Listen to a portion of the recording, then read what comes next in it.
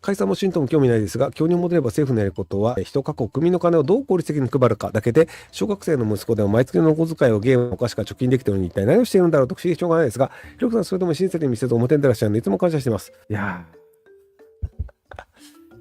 なんかね、今回のね、解散とか政治とかね、全然興味が湧かなくて、もともと僕政治そんなに好きじゃないし、興味ないんですよ。とはいえ、そういうのいろいろ聞かれるし、番組とかも出てるので、それっぽく喋ってたんですけど、ほんとどうでもよくなっちゃったんですよね。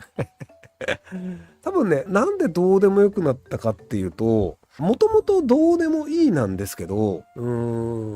長期的に日本が良くなった方がいいよねと考えてるけど何もしない人と、考えてるけど間違ったことをする人っていうので、割と考えて何もしない人っていうのよりは考えてる人の割合増えた気はしてるんですよ。これ体感なんで違うかもしれないですけど。で、長期的な日本はこのままだとまずいよねっていう、ある程度の不安感、危機感というのは共有しやすい時代になってきたと思うんですよ。ちなみに僕、日本はそろそろやばいんじゃないのっていうのは、アベノミクスやってる頃から言ってたんですけど、円安良くないよねって言って、今起きてる出来事っていうのは、やばいよねと思いながら、もっとやばい方向にみんなで進んでるんですよね。日本がなんで落ちぶれた状態になってるか、給料が低いのか、経済が悪いからなんですよ。で、経済をなんとかするにはどうしたらいいかで、答えは結構分かっていて、子供を増やす、教育レベルを上げるなんですよ。要するに人口がって毎年毎年 0.5% 減ってるんだったら、売上も 0.5% 減るわけだから、そこでじゃあ優秀な人が出てくる割合も 0.5% 減るわけでっていうので、なので人口を増やす、教育に投資をするっていうのをやればいいよねっていうのを、割と僕は昔から思ってはいて、ちょこちょこ言ってはいたんですけど、日本やばいよねとか、最近だともう人口が減る前提で投資をしてもしょうがないよね。存続可能、2050年には存続が難しくなってるような自治体が多いよねみたいなの割と共有されてたんですけど、じゃあそのために今やるべきことは何なのっていうので、子供増やそうぜって全くならないんですよね。日本が危ないと思ってる人たちが言ってることって、外国人を排除しろとか、円は安い方がいいんだみたいな。いやいや、円の価値がないから石油とか高くなって物価高なんですよとか、外国人を増やす増やさないというより日本人を増やすかどうかの問題なのではというふうに思ってるんですけど、どうしたいのかなっていうのがあって、これはでも危機感を共有したとしても、長期的に必要なものというのを理解することができないのである。一部理解している人たちいるんですけど、多数派というのは理解できないのであるって考えると、やっぱり多くの問題というのが理解しやすくなるんですよ。日本軍がインドネシアの方を攻めていった時に、毎回行くごとに2万人死ぬから、じゃあどうするか、5万人送ろうみたいな。で、5万人送って死んだから、よし、10万人送ろうみたいな。僕はいやいや、それ間違ってるんじゃない根本的にって思うタイプなんだけど、じゃあなぜあれがあの当時なったかっていうと、そういう意思決定を納得しやすい国民性があったんだと思うんですよね。2万人死ぬから、この作戦間違ってるよねって思うんじゃなくて、いや、この作戦は正しい。なぜなら正しいから。あとはいっぱい突っ込めばなんとかなるだろうみたいな。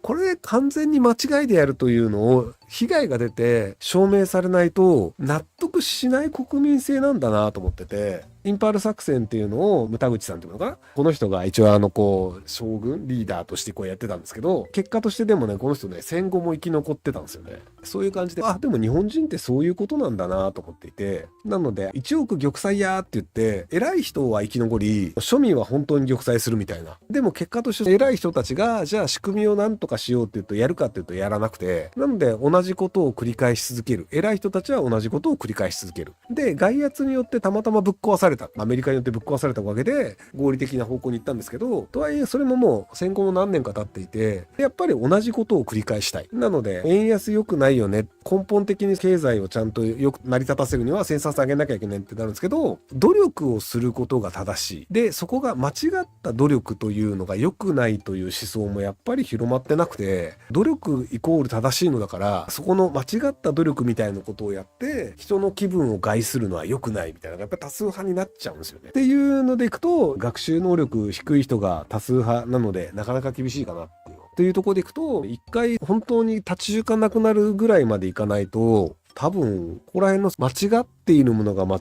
っていると理解することはできないのだろうなというふうには思うんですよね。外国人悪いね、すごい分かりやすいんですよ。別にヨーロッパでもアメリカでも同じようなこと起きていて、要するに自分たちは悪くない。誰か悪い奴がいるせいでこうなってるんだっていうのは納得しやすいんですよ。要するに身内を責めたくないし、自分が間違ってるとも思いたくないんですよ。なので、あいつらのせいだっていうことにしたいんですよ。で、外国人のせいにしとくと、割と外国人言い換えじゃないし、別に外国人なので権利もないし、なのでそれを攻撃していくだけで、なんかいいことをした気になれるんですよね。ただいいことをした気になるだけで、別に根本的な問題は解決しないんですけど、とはいえいいことをした気になって、自分は日本のために頑張ってるんだとか、アメリカ人だったら外国人を排除することで、アメリカのために良くなってるんだっていうので、気持ちよくなれるっていう、グリーンランド欲しいみたいになるんじゃないかなっていうのがあって、なのである程度僕ネット上でそれなりに発言をしたりとかで影響力が与えられるポジションにはなったものの、いろいろ言ったものの、これはやっぱ根本的には変わんの難しいなっていう、傍観モードになりつつありますね。例えばじゃあ、勉強がしたいですっていう子に、掛け算わかんないって言って、それ僕掛け算は教えると思うんですよ。掛け算こうやった方がいいと思う。今の日本の多数派の人たちって勉強はしたくないんですよね。なぜ日本が貧しくなってしまったのかというのを理解したくなくて、足し算と引き算はできるから足し算と引き算だけずっとやってたいんだよね。掛け算とかマジ覚えたくないんだよねみたいな。でそこでだよね掛け算とかいらないよねみたいな。だって俺たち昔から足し算でやってたんだから掛け算がなくたらできるはずじゃんみたいな。これがね、結構ね、同じもんだと思ってて、ひろゆきは日本の悪いところばかり話をする。長所の話をしないっていう。これね、結局長所の話をして、目をそらしたい人たちなんですよね。そうは言っても日本っていいところあるよねっていうエピソード、ストーリーはいっぱいあるんですよ。漫画売れてるよねとか、アニメいっぱい売れてるよねとか、だから日本ってまだまだいけるんだって思い込んで安心したいんですよ。もちろん安心はできると思いますよ。だって気持ちの問題だからね。ただ安心したとしても、日本経済が傾いているという事実は変わらないんですよ。日本がじゃあ経済がよろしくなくなって円安になってますという状態で、アニメが売れていたりゲームが売れてるにもかかわらず、円安で国債の利率が上がっているという状態なんですよ。なのでアニメや映画では残念ながら影響力としては大きくないよねというのが証明された状態の話なんですよ今。日本人がやるいろいろな経済活動というのの結果、貿易赤字みたいになっていて、なので長所を言って気持ちよくなるというのも実は僕は問題先送りだと思ってるんですよね。でそれよりもやっぱり掛け算ちゃんと覚えなきゃいけないよねっていう耳の痛い話をしなければいけないんですよ。不景気だから耳の痛い話を聞きたくないではなくて、不景気だからこそ耳の痛い話をしてその間違いを認めて変えていかなければいけないんですよ。でこれがね不可能なんじゃないかなと思っていて、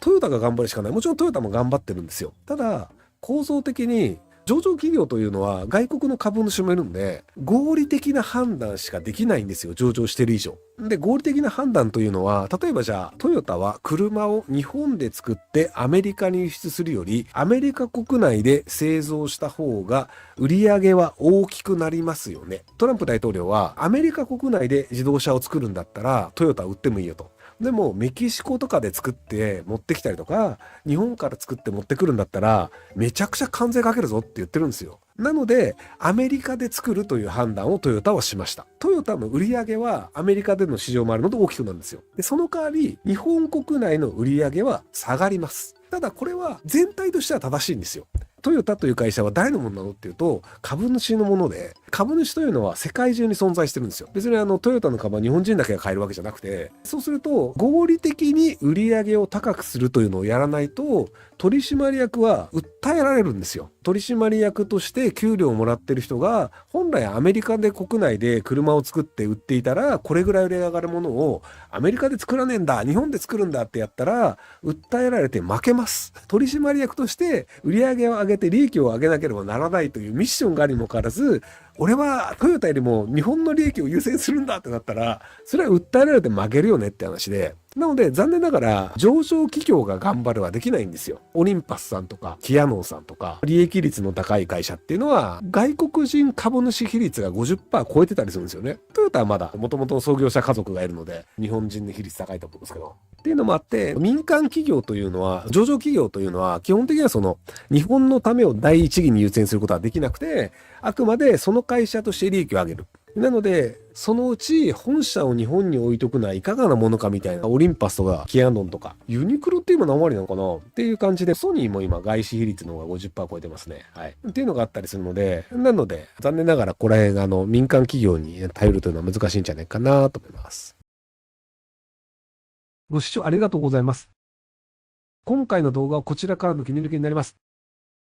ひろゆき LINE スタンプ好評発売中です。概要欄に購入リンクがあるので、そちらから購入できます。よろしくお願いします。